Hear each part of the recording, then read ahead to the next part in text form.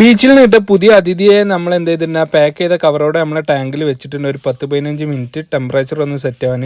അപ്പോൾ നമ്മൾ ടാങ്കിൽ നമ്മളെ ബാക്കിയുള്ള മീൻ എവിടെയെന്നാവും നിങ്ങൾ നോക്കുന്നതിൽ നമ്മളെ ട്രിഗർ ഫിഷ് ഏട്ടൊക്കെ അത് രണ്ടും നമ്മൾ ടാങ്കിൽ ഉണ്ടായിരുന്ന 2 മീനും ചത്തു പോയിട്ടാണ്.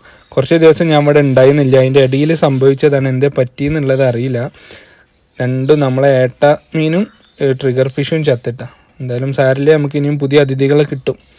അപ്പോൾ എന്തായാലും ആ പാക്ക് ഒക്കെ കവറ് പൊട്ടിച്ചിട്ടുണ്ട്. അപ്പോൾ ഇനി നമുക്ക് എന്താ ചെയ്യുക, നമ്മൾ പുതിയ അതിഥിയെ നമ്മളെ ടാങ്കിലേക്ക് തുറന്ന് വിടട്ടാ.